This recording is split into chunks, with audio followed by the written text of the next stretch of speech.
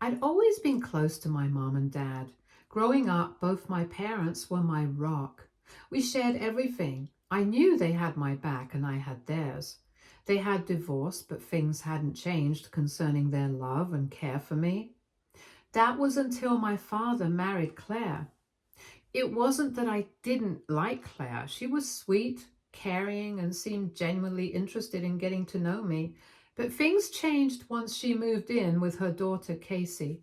I hadn't realized how much the dynamics of our family would shift once they became part of our lives. Claire was always trying to make sure Casey felt at home, but I didn't understand why it had to come at the cost of my relationship with my dad. It started off small at first. I assumed it was just part of the transition. Casey, being in her late teens, was understandably going through some changes, adjusting to life in a new house with a stepfather. I tried to be patient, giving her space, and yes, even I'm a teenager. But as time went on, I couldn't help but notice that my dad began shifting his attention more towards her than me. Subtle at first. Little things like him spending more time with Claire in the evenings, leaving me to eat dinner alone, or how he'd always ask me to tone it down if I was ever upset about anything. It was as though my dad was tiptoeing around me, always making sure Casey and Claire were comfortable, while I was left to manage on my own. When I voiced my concerns, my dad would brush them off, telling me I needed to be more understanding. He'd say that I knew how hard it was for Casey and that she needed time to adjust, so we needed to make sure she felt comfortable. That was the problem. He never seemed to understand that it wasn't just about Casey feeling comfortable. It was about me feeling like I was being pushed aside. I wanted to scream, but instead, I tried to keep it together. I had always been the one who took care of him, who was there for him in his moments of need, but now it felt like none of that mattered. What about me? What about the years I spent being there for him when he needed me? Had I suddenly become invisible? Things got worse when Casey started coming up with excuses for everything. She would complain about the house, about my dad's cooking, and even about the way the furniture was arranged. My dad would jump up to change things, making sure she was comfortable, while I just sat there feeling like a guest in my own home. It wasn't even about the small annoyances anymore. It was about the glaring fact that my dad was always looking the other way just to make sure Casey didn't feel uncomfortable. I tried to keep the peace, I really did. I told myself it was just a phase and that once Casey got used to being around us, things would return to normal. But it only got worse. One evening, after Casey complained about something ridiculous, like how she didn't like the soap in the bathroom, my dad said it was time to have a family meeting. He wanted to discuss how we could all get along better. I was tired of pretending that everything was fine when it clearly wasn't. I agreed to the meeting, though I had a bad feeling about it. When we sat down, my dad started off by saying that Casey had been feeling a bit uncomfortable lately and that he thought we all needed to make some changes to help her feel more welcome here. He pointed out that I'd been spending a lot of time with my friends and he thought it was important for us to focus on family time. I blinked, trying to process what he had just said. Was he really suggesting that I spend less time with my friends, people who had always been there for me, to make Casey feel better? I was furious, but I kept my voice steady and I told him that this was my home too. And I asked why everything had to change for Casey when she was the one who was new here. He immediately went on the defensive, saying that he was just trying to make sure Casey felt at home. He said I knew this house inside and out, and that she was just adjusting and that I needed to be more patient with her. I couldn't hold it in anymore. I told him I'd been patient, but that wasn't the issue. I said that it wasn't just about patience anymore. It was about how he'd been treating her like the most important person in the house, and I was just left to figure things out on my own. I asked him, what about me? What about the years I'd spent here and the times I needed him? He looked away, his eyes showing a flicker of guilt, but he quickly covered it up with a shrug, and he said that he was just trying to make sure everyone was comfortable, and I needed to understand that things were different now. I was still his girl, but I had to understand that things couldn't stay the same. That was when I realized things had changed. My dad had changed. He was prioritizing Casey, and I was nothing more than an afterthought. That night, I lay awake in bed, staring at the ceiling. I kept replaying the conversation in my head. My dad's words echoed in my mind. You've always been my girl, but things are different now.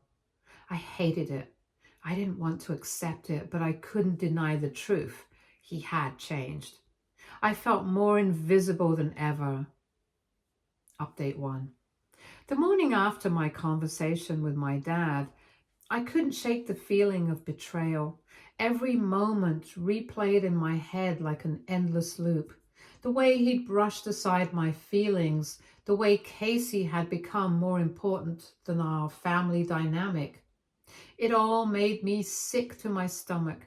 I needed to talk to someone. I needed someone who would understand, someone who wouldn't dismiss me as overreacting. And that someone was my mom.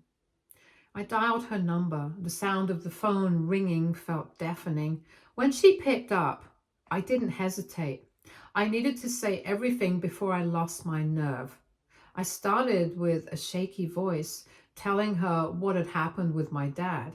I explained how things had gotten worse with Casey living there and how my dad was more concerned with her comfort than mine. As I spoke, I could hear the sharp intake of breath on the other end. My mom had always been protective of me, but I never expected her to respond the way she did. My mom had remarried when I was 13. Her new husband, Frank, was a good man. They met when I was in school, and he treated me like his own daughter. He never tried to replace my dad, but had always been a supportive figure in my life.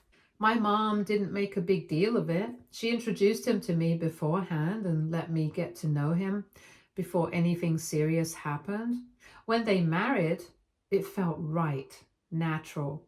Frank never made me feel like I was competing for my mom's attention, and that's what made all the difference. My mom had always given me a choice.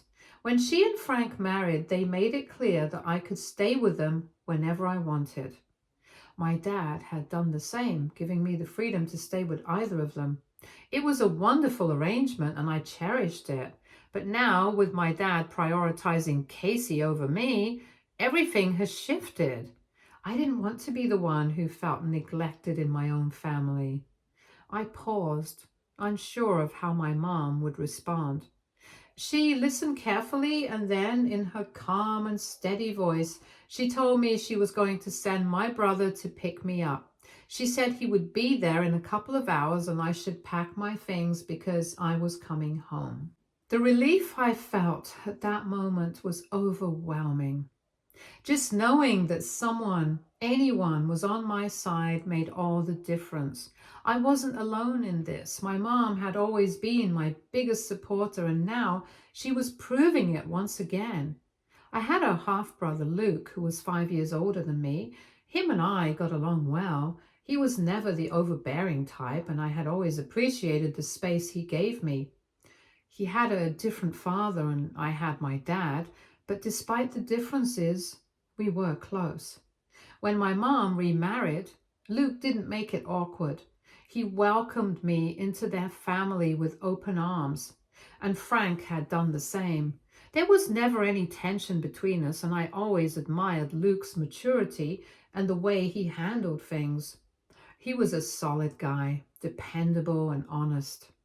When my mom said she was sending Luke to pick me up, I felt a surge of comfort. He knew how to handle situations calmly, and I knew he'd have my back. I spent the next hour packing my things, the weight of the decision settling in my chest.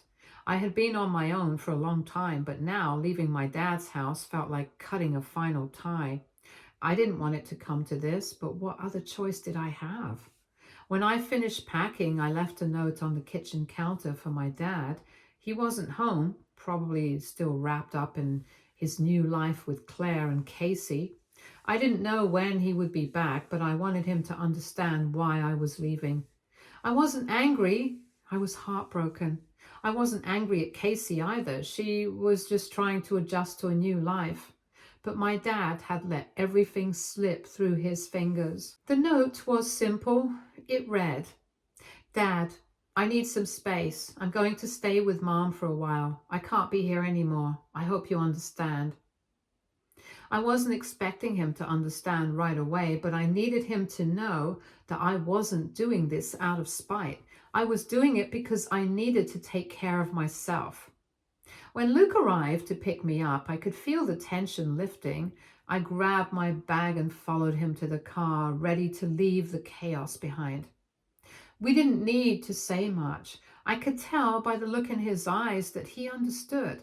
He'd always been the strong, silent type, and I appreciated that about him. As we drove to my mom's house, I thought back to when she remarried. It hadn't been easy for me at first. I was young, and it was strange to have a new man in the house. But my mom had made sure that Luke and I were involved every step of the way. She hadn't pushed Frank on me, and she hadn't tried to replace my dad. She gave me the space we needed, and in turn, Frank and Luke respected us. There was no tension, no drama. It wasn't like that with my dad. He hadn't asked me how I felt about Casey or her moving in. He didn't even consider how I might be affected by the sudden change. And that, more than anything, was what hurt the most. When we arrived at my mom's, I felt a sense of relief wash over me. It wasn't just about getting away from the house. It was about feeling like I was with people who understood me. People who weren't going to prioritize someone else over me. As I unpacked my things and settled into the guest room, I thought about the note I'd left for my dad. I wondered how long it would take him to realize I was serious. Would he come to his senses and fight for our relationship? Or was this really the end? Update 2. A few days passed since I left my dad's house, and though I felt a weight lift off my shoulders, something about the whole situation still gnawed at me. It wasn't just the betrayal I felt from my dad.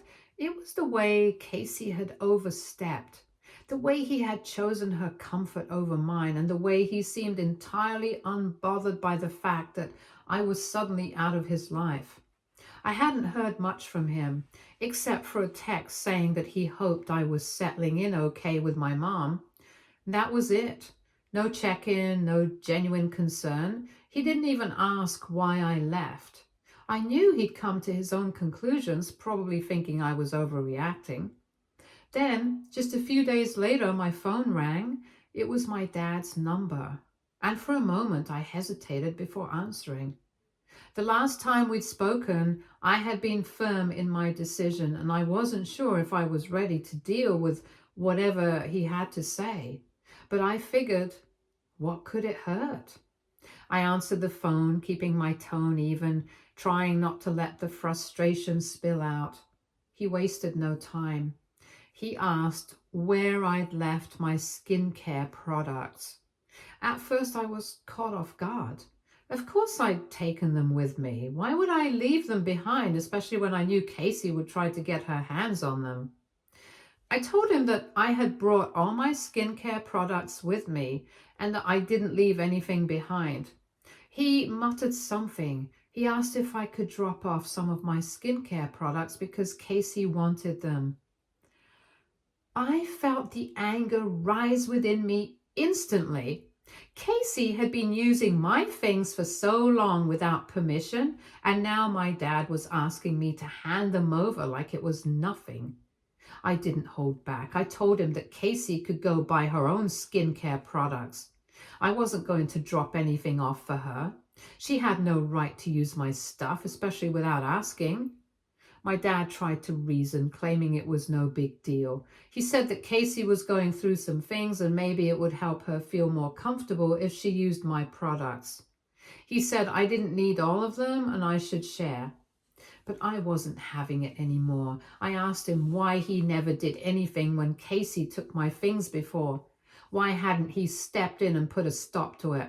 I told him that he let Casey walk all over me and now he expected me to just hand over my expensive skincare products like they were nothing. I reminded him that I'd never given Casey permission to use them and I wasn't interested in sharing.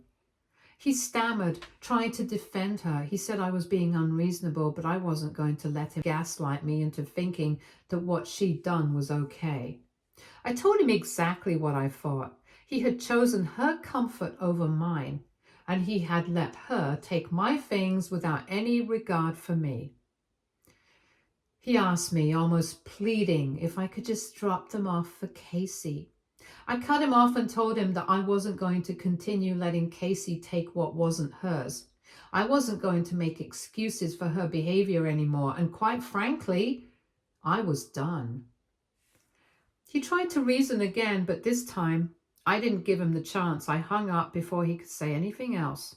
My hands were shaking with anger, but at the same time I felt a strange sense of relief. I wasn't going to let him push me around anymore. I had tried to be the bigger person, to keep the peace, but Casey had crossed the line one too many times and my dad had let it happen. Later that evening, I told my mom about the conversation. She listened carefully and I could tell she understood. She didn't say much, but I didn't need her to. She had always supported me, and right now that was all that mattered. I could feel the tension in my chest starting to ease as I realized that I had made the right decision. I wasn't going to let Casey or him dictate how I should feel or how I should allow myself to be treated. The time for keeping quiet was over. Update 3. My dad called me again one afternoon around 2 weeks after the last call. I was sitting on the couch at my mom's place catching up on some homework when my phone lit up. His name flashed on the screen. I hesitated before answering. It had only been a couple of weeks and honestly I wasn't in the mood to go over the same old thing again. But I had to pick up. I answered the call, trying to keep my voice steady, but I could already feel my frustration creeping in. He started off in his usual tone, apologetic, but almost expectant, like he was hoping I would just come back. He asked me if I could come home. That was it. No real explanation, just an open-ended request. I didn't even hesitate before I refused outright. I told him I wasn't coming back. His tone shifted slightly, almost desperate. He told me that Casey had been acting out. Apparently she had started shoplifting, specifically stealing skincare products, and she had been caught twice in the last 2 weeks. He said she was acting out and needed me back to help bring some order back into the house. I didn't hold back. I laughed, really laughed. I couldn't believe he was trying to drag me back into that mess just because Casey had been caught stealing. I told him he deserved it. He had coddled her so much, let her get away with everything. He pampered her, constantly excusing her bad behavior, and now he was dealing with the fallout. I told him I wanted nothing to do with Casey anymore. She was toxic. She had been a bad influence on me when I was still there, and I wasn't about to let him manipulate me back into that situation. He didn't like that at all. His voice rose and I could hear the anger building. He told me I had no right to judge Casey like that. He claimed she was just going through a phase and that she'd be fine if I came back and helped calm things down. But I wasn't buying it. I told him that Casey being Casey wasn't a phase. She was an entitled brat, and it was his fault for indulging all of her antics. He had made her this way by treating her like some kind of princess and excusing every bad thing she did. Now it was coming back to bite him and he didn't know how to handle it. I heard him growl in frustration, probably thinking that I was being harsh, but I didn't care. I was done trying to reason with him. I told him point blank that he only wanted me back because I was the one who had to clean up after her mess, to put up with her stealing my things, and to keep the peace between him and his precious stepdaughter. His voice was trembling when he yelled at me. He told me I was being unreasonable and that I was making everything worse, but I just laughed. I told him that I wasn't the problem. He had been a pushover, letting Casey run all over him. He had turned her into a monster, and now he was paying the price. I reminded him that I hadn't stolen from anyone or caused trouble, but because of his indulgence, Casey had become a major problem. I told him that I was going to talk to my mom about this. I wasn't going to deal with his manipulations anymore. I was done being the scapegoat for Casey's behavior, and if he didn't get that, then he could keep going down this path alone. He didn't say anything for a few moments, and I could almost feel his helplessness on the other end of the phone. Finally, he muttered something about how I should at least try to be a little more understanding, but it was too late. I had made up my mind, and I wasn't going to allow him to drag me back into his mess. I told him that I had done enough, that I was going to focus on my life, and that I wasn't going to sit around cleaning up after him and his new family. I told him that if I wanted to stay with a sibling that bad, then I had Luke, who was perfectly well settled and well spoken, unlike his a-hole of a stepdaughter. Then I hung up. When I went to tell my mom about the conversation, she listened quietly as usual. She didn't try to interrupt and didn't make any comments, but I knew she understood. She knew what kind of man my dad was, and she also knew that he had brought this situation upon himself. I could tell she was proud of me. She said that she would have a conversation with him about this. Update 4. The next day, my mom, as calm as ever, sat me down for a conversation. I could see the look in her eyes. She wasn't upset, but she was clearly concerned. She had been quietly observing the way my father had been handling things, and I knew that my mom had a unique perspective. She had married a man who, while decent, was not always the most assertive, especially when it came to confronting difficult situations.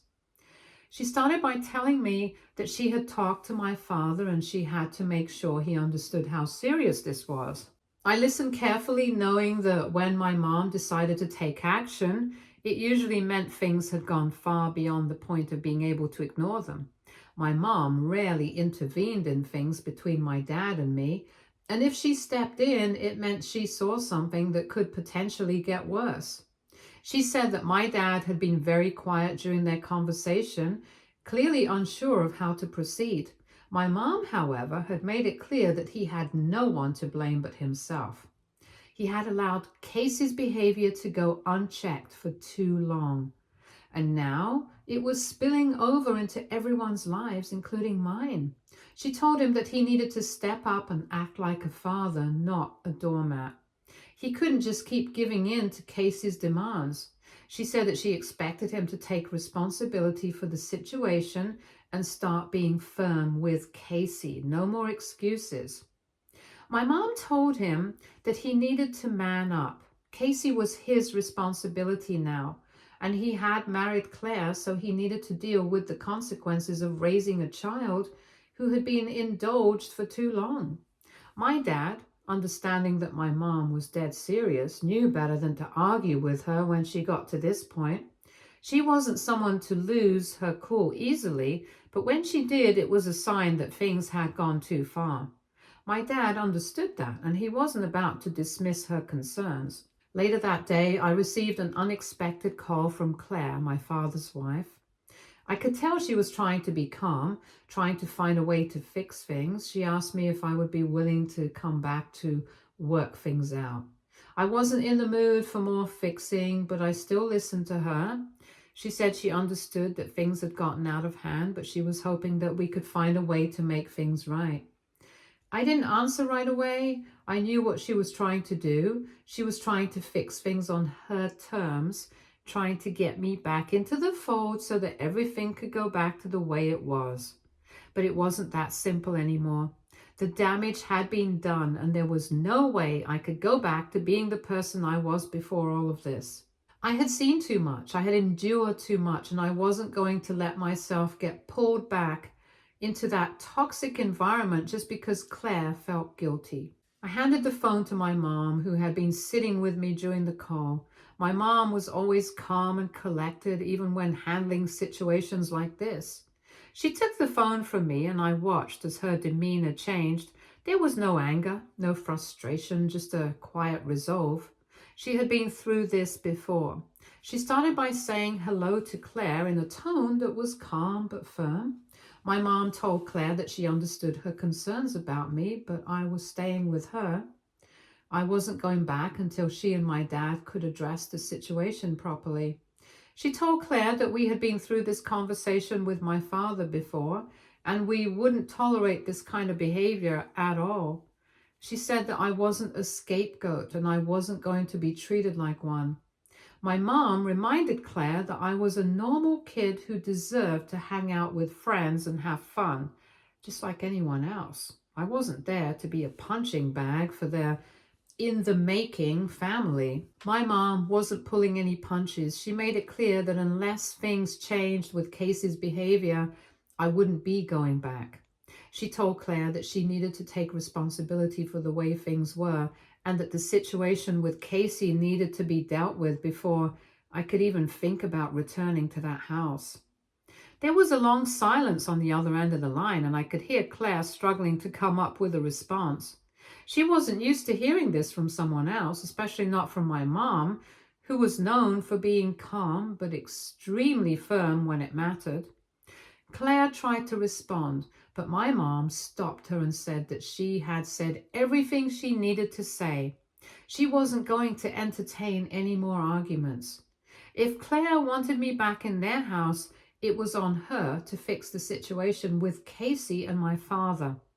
My mom made it clear that I wasn't going back until both of them took responsibility and started rectifying things. My mom hung up after that. I could see the quiet satisfaction in her eyes. She wasn't angry, she wasn't upset, she was just resolute.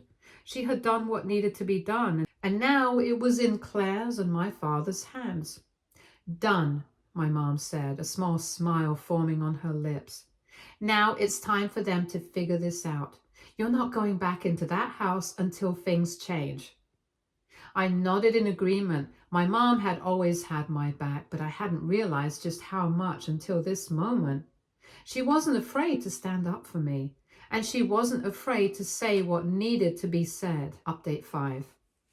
A month later, my father called again. This time his tone was different. There was a hint of genuine regret in his voice, and I could tell he was trying to make amends. He started by apologizing for being so thick-headed, admitting that he had been caught up in his own guilt and had failed to see how much damage he was doing. He said he would put in more effort, that he was willing to spend more time with me, just like we used to before all of this chaos. I was glad to hear it, but I wasn't about to jump back into things too quickly. I needed him to show me that he could really change, that he wasn't just saying the right things to get me to come back. I told him that I was willing to accept his apology, but I made it clear that if he started acting stupid again, as he had before, then I would cut him off without a second thought. I wasn't going to let him drag me back into that toxic situation. There was a long pause on the other end of the line, but then he told me he understood. He promised that he would try his best to make it up to me, that he would be there for me, and that he wouldn't let Casey's behavior get in the way of our relationship anymore. I didn't feel fully reassured yet, but I appreciated the effort. I knew that my father wasn't perfect, but if he was willing to change, then maybe we could start rebuilding our relationship. I told him I'd be open to seeing how things went, but I wasn't going to let my guard down too soon. He agreed. I didn't want to lose him. He had been a good father to me before he remarried, and I couldn't just forget that because of the recent events. I was hopeful. Stay tuned for more stories from our girl relationships.